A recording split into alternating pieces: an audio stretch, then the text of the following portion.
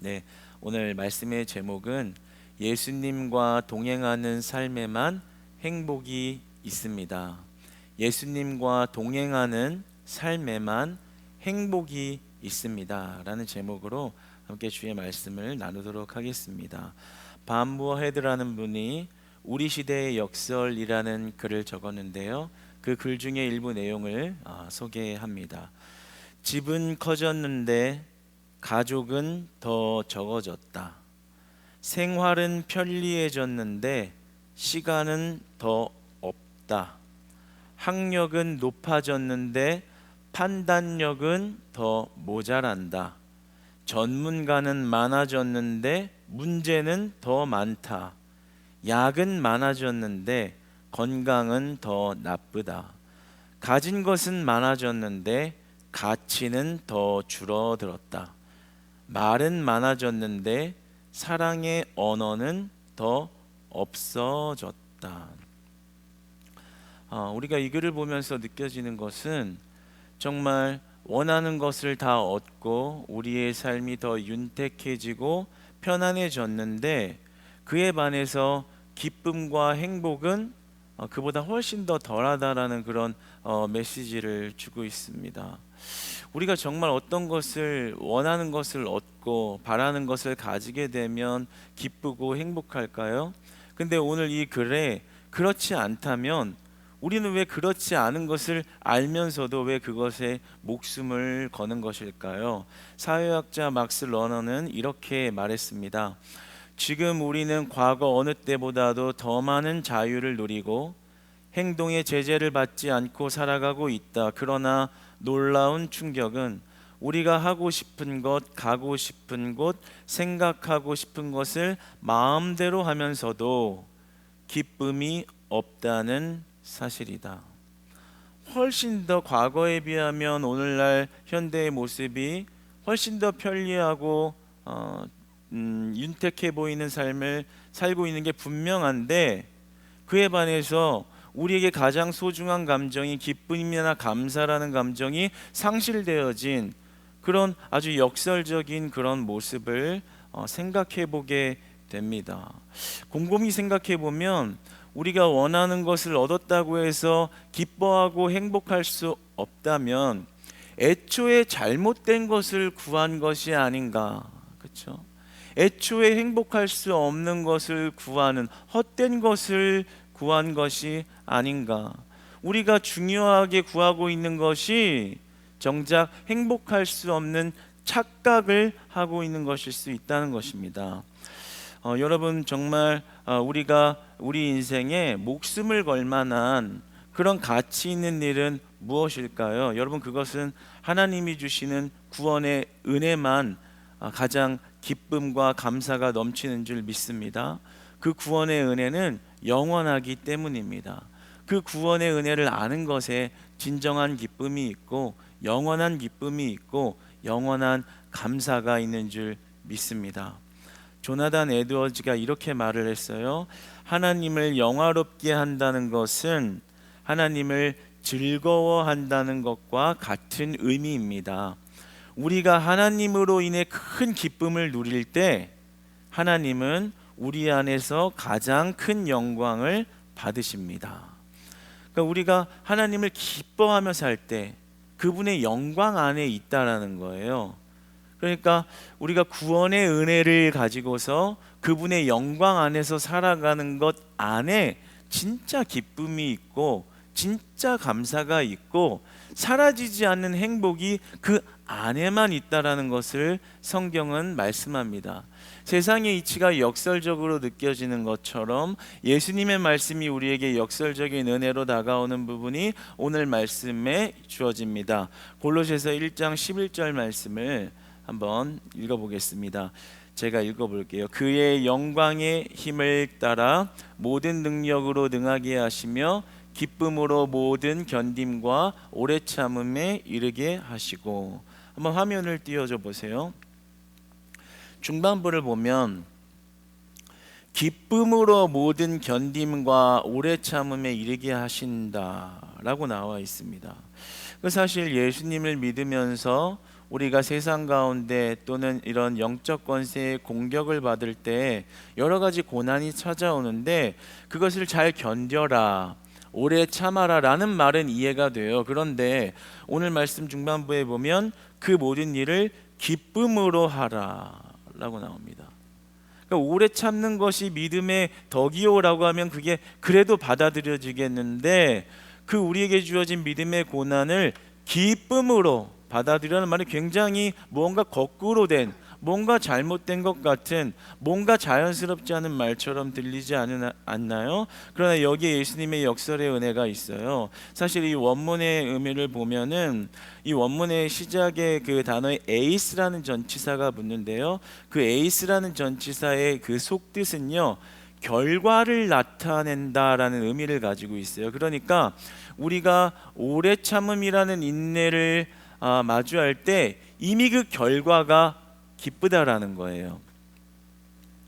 우리 신앙의 여정에 인내해야 하는 일은 수고스럽고 어려운 일이지만 그 결과가 이미 기쁨의 결과를 향하고 있다라는 거예요. 그렇기 때문에 우리가 예수 그리스도로 인한 이 땅에서의 인내와 그리고 오래 참는 그 수고는 기쁨으로 감당할 일이 된다라는 거죠. 그 어려운 여정을 지나면 그것이 헛된 수고로 끝나는 것이 아니라 우리 예수님께서 예비하신 훨씬 더 특별한 축복과 은혜를 받아 누리게 되기 때문인 것입니다.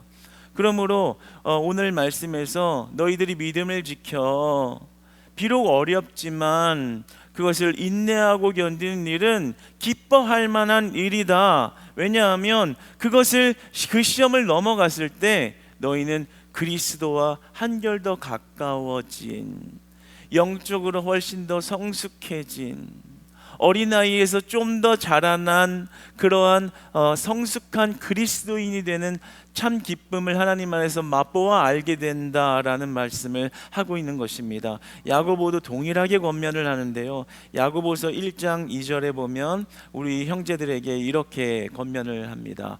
화면 한번 보여주시겠어요? 제가 읽겠습니다. 내 형제들아, 너희가 여러 가지 시험을 만나거든 온전히 기쁘게 여기라. 내 형제들아, 너희가 여러 가지 시험을 만나거든 온전히 기쁘게 여기라. 우리 안에 많은 시험과 공격이 있지만 그 가운데서도 예수 그리스도 중심 사상, 예수 그리스도 중심 믿음을 잃지 않고 살아내라. 그러면 우리는 종국의 그 기쁨의 은혜를, 그 승리의 은혜를 다 만끽하고 누리게 될 것이다. 그러므로 우리가 오래 참는, 믿음으로 참는 인내는 결국에는 그리스도의 열매를 맺게 되기 때문에 우리에게 가치 있고 가장 이 세상에서 목숨을 한번 걸어볼 만한 귀한 일이 되는 것입니다. 여러분, 쉽게 맺히는 열매가 어디 있어요? 항상 아름답고 또 맛있는 열매는 정말 숱한 그런 어떤 비바람을 거치고 계절을 거쳐야만 우리에게 좋은 열매로 다가오는 거 아니겠어요? 그래서 저는 오히려 신앙생활이 늘 편하다고 말하고 약간은 편하다도 못해 약간 영적 늘어짐, 태만한 상태에서 그냥 그저 그렇게 신앙생활하는 사람들을 보면 오히려 더 불안해요. 좋아 보이지가 않아요. 안심이 되는 게 아니라 불안해요. 왜 불안하냐면 언제 조그만한 시험이 다가오면, 어려운 시험이 조금만 다가오면 넘어질 것 같아서요.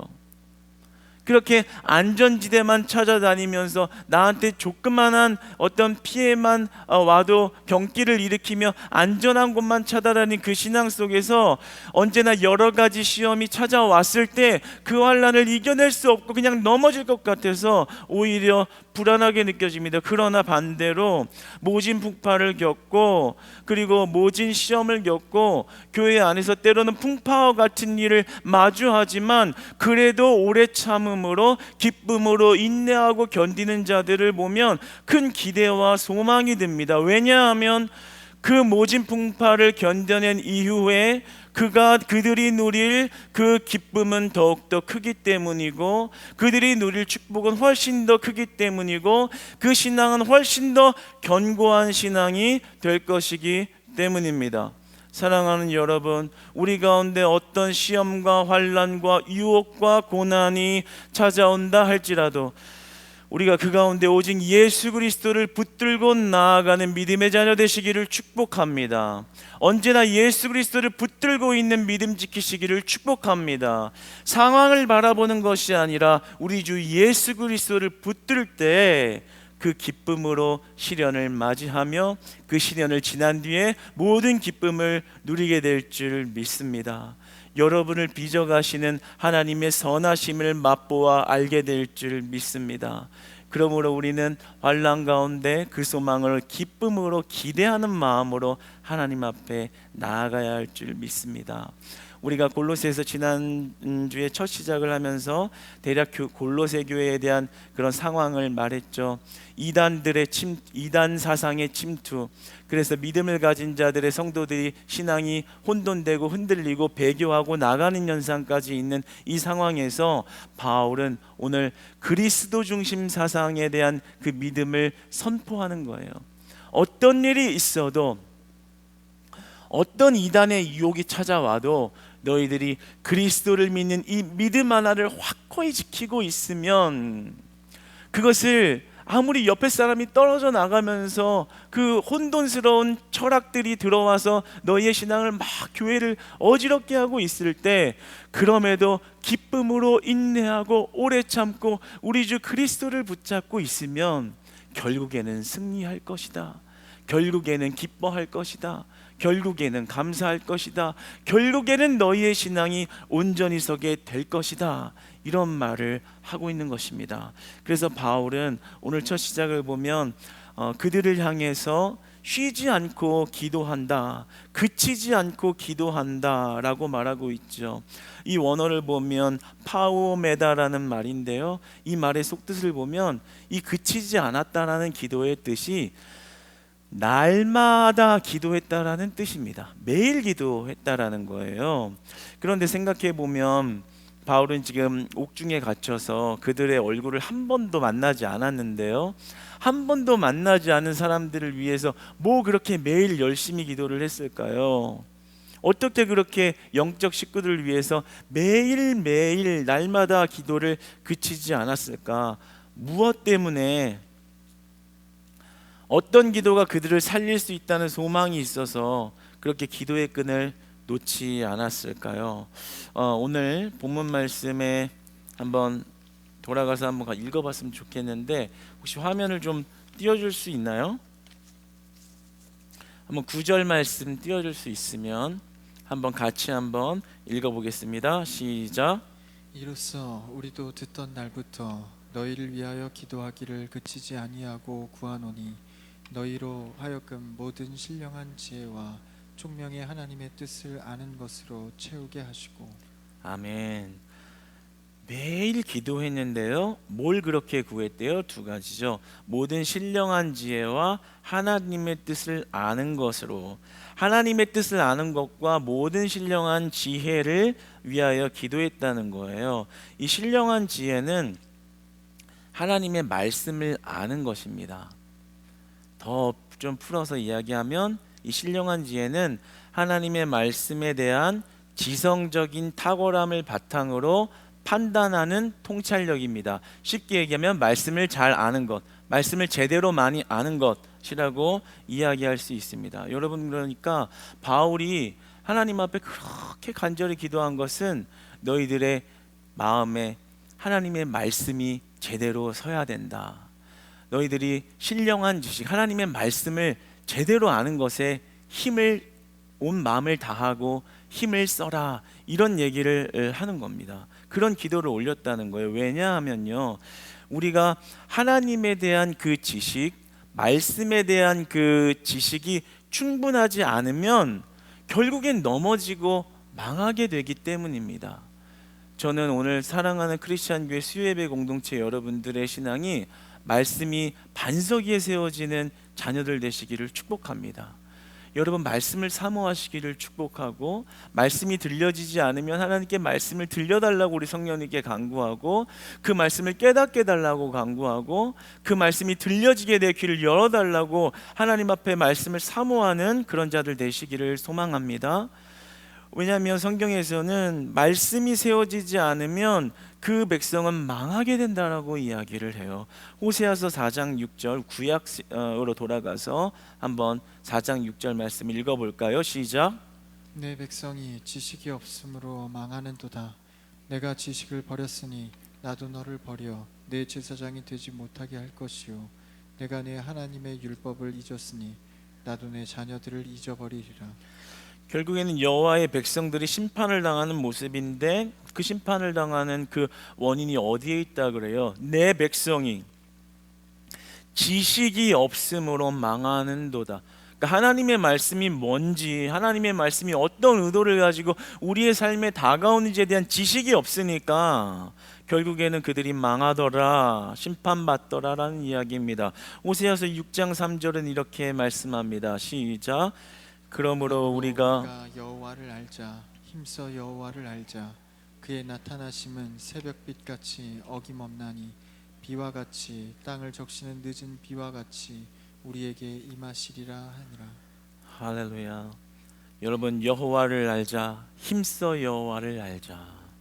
여러분, 말씀을 알아가기를 이와 같은 고백으로, 하나님 말씀을 알려주시옵소서, 말씀을 사모합니다, 말씀을 깨닫게 하소서, 말씀을 더 풍부하게 알아가게 하소서, 이렇게 고백하는 여러분 되시기를 소망합니다. 하나님의 말씀을 읽고 배우고 새기고 쓰고 암송하고 되새기고 하는 그런 훈련과 일을요, 절대로 게을리하면 안 돼요. 그것에 힘써야 합니다. 마가복음 보면 그마저를 괜찮다고 생각하고 있으면 그마저도 뺏어간다라고 주님이 이야기하시거든요. 결국에는 하나님을 알아가는 지식, 신령한 지식은 우리가 굉장히 사모하고 그 말씀을 계속해서 풍성하게 만들어 가야 한다라는 거죠. 성령님의 가장 큰 외적 증거가 있어요. 우리가 성령을 받았다는 가장 큰 증거, 말씀을 읽는 겁니다. 말씀을 읽게 되는 거예요. 말씀이 궁금해지는 거예요. 알고 싶은 거예요. 그럼 그것이 바로 성령님이 그 안에 역사한다는 외적 증거거든요. 여러분, 우리가 말씀이 바로 서도록 우리가 말씀에 청종하고 말씀에 귀 기울인 신앙을 회복하기를 원합니다. 우리 교회 안에서는 생각해 보면 공예배를 잘 드리는 것으로 그 말씀의 유익을 받을 수 있을 것 같아요. 우리 크리스찬 교회의 공예배의 특징이 뭐예요? 강해 설교를 하고 있잖아요. 그러면서 수, 금, 주일 이런 이 성경이 지금 다 다른 성경들을 강의로 나가고 있잖아요.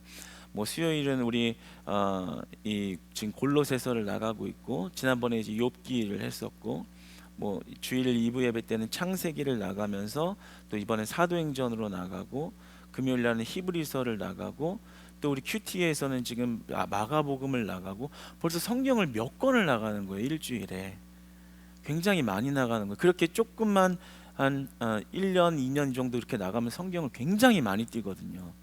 그러면서도 우리 설교하시는 많은 설교하시는 분들이 다 그 신학적인 그 내용을 가르치는 요소들을 다 넣어서 하거든요. 티가 잘 안 나서 그러는데 다 그게 묻어나오게끔 이렇게 설교를 하시거든요. 그러니까 그 말씀만 제대로 들어도, 공예배의 말씀만 빠지지 않고 제대로 듣고 제대로 먹고 그것을 사모하면서 알려달라고 하면서 주님 앞에 매면서 지나가다 보면 결국에는 그 말씀의 지식이 쌓이게 된다, 이겁니다. 말씀이 쌓여지는 축복 있기를 소망합니다. 바른 예배 캠페인에 동참하시기를 축복합니다. 그러면서 그냥 예배 자릿수 채우면서 나오라는 의미가 아니라 말씀 들으라는 하나님의 음성으로 들리시기를 축복합니다. 말씀을 사모하라는 하나님의 음성으로 들리시기를 축복합니다. 그러면 그 음성 듣고 나오면 하나님 반드시 말씀에 은혜 주세요. 반드시 그 말씀의 지혜를 자라가게 하시고 신령한 지혜가 무엇인지를 자라나게 하신다고요. 예전에 기억이 나네요. 신천지 그 이제 아주 강사로 유명하신 그 신현웅 목사님이 한번 저희 교회 오셔서 이렇게 강의한 적이 한번 있으시죠. 근데 이제 그분이 원래 신천지에서 말씀을 가르치는 분이셨다가 이제 예수님 믿고 이제 회심해서 돌아오신 분이잖아요. 근데 우리 교회 와서는 이렇게 둘러보고 강의하고 여러분들의 이런 말씀 듣는 모습과 이런 걸 보더니 나중에 내려오셔서 하는 말이 여기는 신천지 걱정을 안 해도 되겠다는 거예요. 이런 교회는 신천지가 들어올 수가 없다는 거예요. 별로 걱정이 안 되는데 잘 왜 불렀냐고 그러시더라고요. 근데 그런 현상이 왜 일어나는 거냐면요, 저희 교회에서 예를 들어서 한 2, 3년 이상 이렇게 말씀을 제대로 들은 분들은요, 이단 교회나 말씀을 조금 이렇게 다르게 설파하는 데에 이제 들어가면 바로 이상한 느낌이 바로 받게 돼요. 뭔가 부자연스럽고 이게 아닌 것 같은데 이거 아니다라는 그런 이렇게 구분이 된다고요. 그러니까 우리가 이 말씀이 얼마나 똑바로 서 있느냐가 결국에는 우리의 신앙을 지키고 유혹을 물리치고 이단들의 공격을 이렇게 물리칠 수 있는 권세와 권능이 된다라는 것이죠. 그런 의미에서 바울은 이단의 공격을 받고 있는 그들에게 그렇게 강조하는 거예요. 신령한 지식을, 그 신령한 지혜를, 굉장히 그 신령하다는 말이 의미가 있거든요. 그 당시에 이제 영지주의자들이 자꾸만 신령하다라는 그 말을 자꾸만 써먹었어요. 그러니까 지금 신령하냐는 단어를 통해서 신령한 지혜는 오직 예수님에밖에 없다라는 것을 이렇게 아주 대조적으로 이야기하면서 그들의 신앙을 세우고 있는 것입니다. 그리고 나서 뭐라고 얘기하나요? 하나님의 뜻을 아는 것에 대해서 또 기도를 하잖아요. 이 하나님의 뜻이라는 것은 결국에 하나님의 기대와 바람입니다. 어떤 기대예요? 하나님의 백성들이 구원을 받고 하나님의 형상의 모습으로 완전히 회복되는 것, 그게 하나님의 기대고 하나님이 우리를 향한 바람이시거든요. 근데 이것을 구하는데요, 이게 10절의 초반부하고 연결이 됩니다. 연결이. 그러니까 하나님의 뜻을 아는 것을 위해 기도합니다 하면서 10절 초반부에 보면 그것이 주께 합당히 행하는 일로 이렇게 이어집니다. 그러니까 우리가 신령한 지식으로 그 말씀이 충만하고 하나님의 뜻을 아는 삶이란 그 말씀으로 합당하게 살아내는 삶까지의 연결이 된다라는 것이죠. 머릿속에만 머물러 있는 말씀의 지식이 아니라 그 하나님의 바람, 정말 실질적으로 내가 이 땅에서 어떻게 살기를 원하는지, 오늘 하루는 그 주신 말씀으로 어떻게 살아내기를 원하는지, 그 하나님의 바람, 나를 향한 하나님의 기대, 오늘 그 하나님이 나를 향한 기대가 무엇인지를 알고 그 말씀을 가지고 순종하며 살아가는 삶, 그것이 정말 예수 그리스도를 만난 자고 예수 그리스도 안에 있는 자고 어떤 환난을 이겨내고 그 기쁨을 다 누릴 수 있는 그런 복된 자녀다라는 것을 말씀하고 있는 것입니다. 호세아서 6장 6절은 이렇게 말씀합니다. 시작. 나는 인애를 원하고 제사를 원하지 아니하며 번제보다 하나님을 아는 것을 원하노라. 하나님이 원하시는 그 합당한 삶이라는 것은요, 제사를 드리는 그런 겉모습에 있는 것이 아니라는 거예요.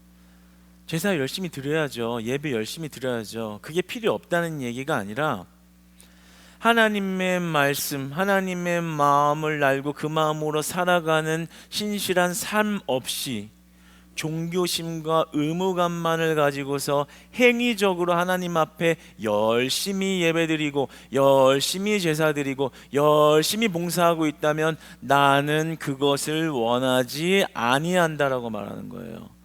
그러니까 지금 바울이 구하는 신령한 지혜와 하나님의 뜻을 아는 것, 그것에 합당히 행하는 삶은 온전히 하나님의 말씀을 받들고 그 말씀으로 하루하루를 살아내는 순종의 삶을 이야기하고 있는 것입니다. 그러니까 내가 필요해서 내가 살아가는 삶에 구원이 필요하고 은혜가 필요해서 말씀을 갖다 붙여서 종교 행위를 하는 게 아니라 하나님의 말씀이 무엇인지 그 말씀을 알고 그 말씀에 그 하나님의 바람에 하나님의 기대에 내 삶을 맞추는 것입니다. 하나님의 기대에 내 삶을 맞추는 것입니다. 하나님의 바램에 순종하는 것이죠. 여러분, 하나님이 원하시는 진정한 이 신령한 지혜와 그 하나님의 뜻대로 이렇게 우리가 살아가는 것은 매일의 삶에서 하나님의 뜻에 순종하는 삶입니다. 그 삶에 예수님이 함께 하시고, 그 삶을 예수님은 책임지시고, 그 삶을 예수님은 복되게 하십니다. 아까 호세아서 6장 6절에 뭐라 그래요? 그런 제사는 원치 아니하며 번제보다, 그냥 종교심으로 드리는 너의 행위보다 하나님을 아는 것을 원하노라.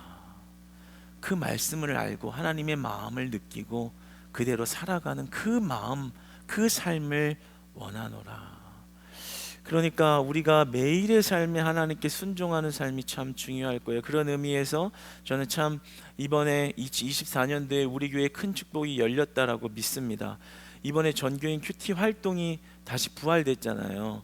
그 큐티를 한다는 건 뭐겠어요? 단순히 무슨 교회 프로그램이 다시 시작된 건가요? 그런 게 아니라 매일매일 하나님을 알아가는 거죠. 매일매일 하나님의 지식이 무엇인지 알고 그 말씀으로 살아가는 삶을 살아내는 것이죠. 매일매일 신령한 지식을 더해가면서 하나님의 뜻, 하나님의 기대, 하나님의 바램대로 살아가는 것이죠. 그때서야 우리의 인생이, 그 하루하루가 하나님의 기쁨의 충만함, 하나님이 그 감사로 에워싸시는 그 충만한 삶, 하나님의 음성대로 여러분들을 이끄시는 그런 역동적이고도 실제적인 삶이 이루어진다라는 것이죠. 그러니까 사랑하는 여러분, 큐티에 다 동참합시다. 시험 들 것 같아. 네, 여러분 큐티에 다 동참합시다. 할렐루야. 네, 처음엔 안 되죠. 그러나 계속 말할 거니까요.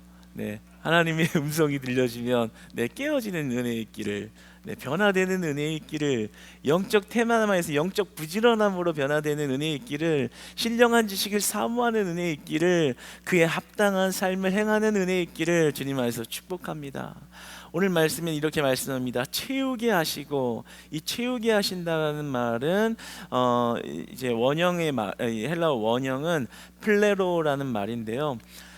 충분하게 하다, 가득하게 하다라는 뜻을 가지고 있어요. 근데 사실은 이제 원문은 훨씬 더 강한 의미거든요. 그냥 부어서 채운다라는 게 아니라요, 아예 쏟아 부어서 흘러 넘치게 한다라는 뜻을 가지고 있습니다. 여러분, 바울의 그 애절하고도 절절한 기도가 느껴지지 않나요? 그 신령한 지식이 그냥 적당히 알고 적당히 이해하고 있는 것은 삶의 변화와 역사를 기대할 수 없다라는 거예요. 채우게 하시고, 그 신령한 지혜가 물을 붓는 정도가 아니라 그냥 쏟아부어서 흘러 넘치는 정도로 차고 넘칠 때, 신령한 지식의 그 말씀이 내 심령과 내 삶을 에워싸고 있을 때, 그 말씀대로 살아가는 삶이 너무나도 역동적이고 실제적인 삶이 될 때, 그 축복이 우리의 축복이 되는 것이죠. 여러분, 신령한 지식의 은혜를 다 받으시기를 축복합니다. 하나님의 뜻이 열려지시기를 축복합니다. 그에 합당한 삶을 살아가게 하시는 하나님의 동행하심이 있기를 축복합니다. 여러분, 그래서 바울은 그들의 기독론을 완전히 세우려고 오늘 이렇게 강권적으로 말씀을 하는 겁니다.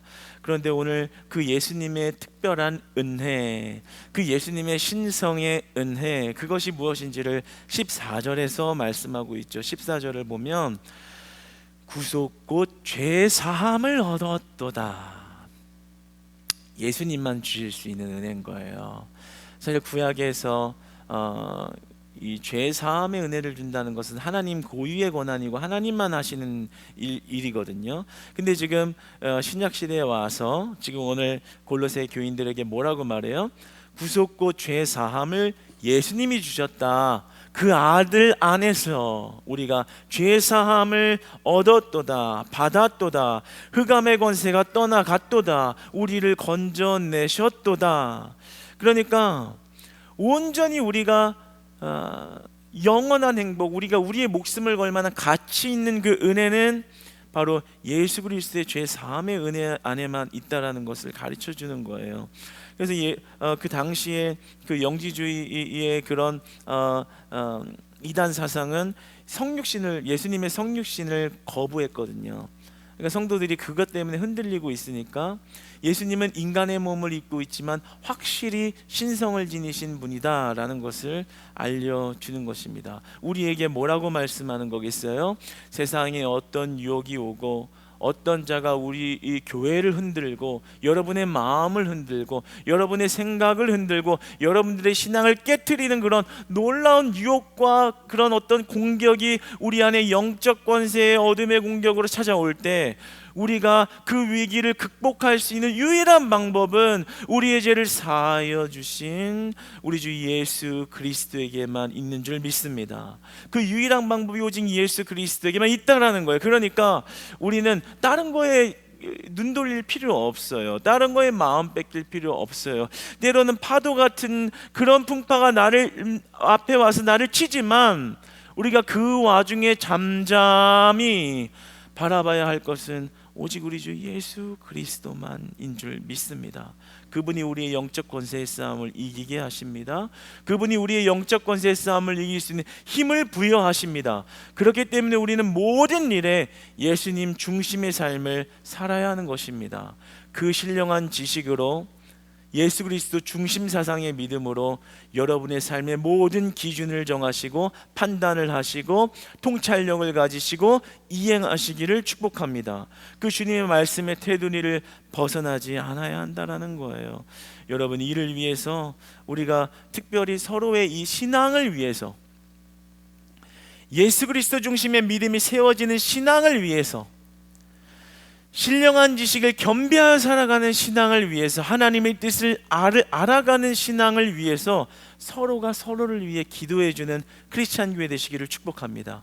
바울이 옥중에서 골로새 성도들을 향해서 끊임없이 날마다 기도한 것처럼 서로를 향하여 날마다 기도하시기를 축복합니다. 저자라는 말이 좀 그런, 저 권사님의, 저 집사님의, 저 장로님의 신령한 지식을 더하여 주세요. 우리 목원의 신령한 지식을 더하여 주세요. 바울의 고백으로 기도해 보세요.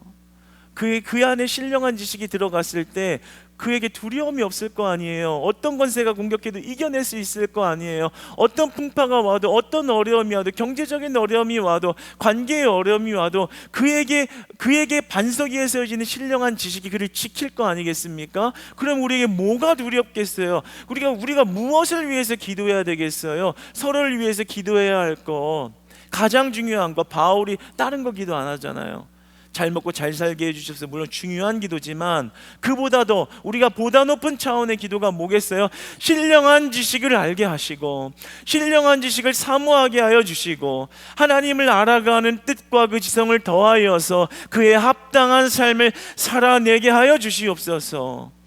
인내 가운데 기쁨으로 그 인내와 오래 참음을 통과하여 주님이 주시는 기쁨의 삶을 만끽하는 영적 성숙 그리스도인이 되게 하여 주시옵소서. 여러분, 이것을 기도하는 교회는 살아있는 교회, 능력 있는 교회, 성령님이 역사하시는 교회 될 줄 믿습니다. 그러므로 제가 여러분들에게 권면하고 위로하고 같이 함께 나누고 싶은 것은 우리가 그것을 위하여 기도하자 이겁니다.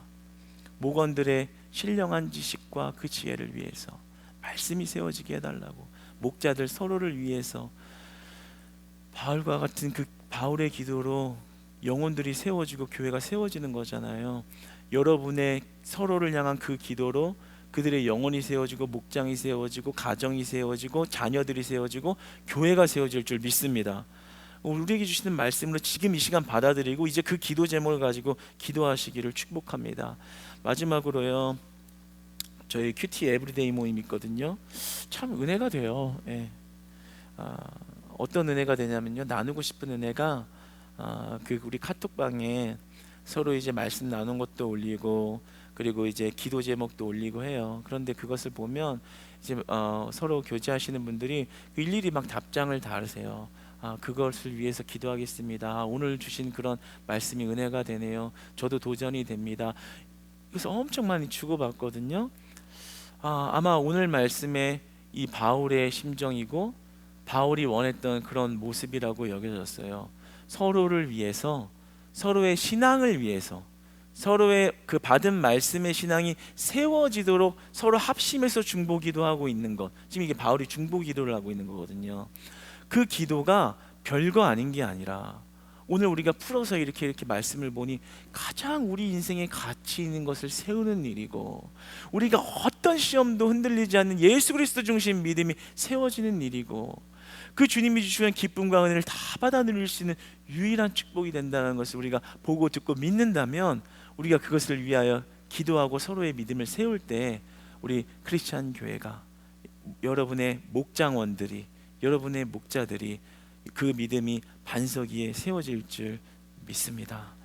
여러분, 오늘 말씀 우리 같이 함께 받으며 새길 때요, 어떤 시험도 능력 있게 이겨내는 그리스도의 동행하심으로 여러분의 삶을 승리하시기를 주님께서 축복합니다. 주님께서 축복합니다.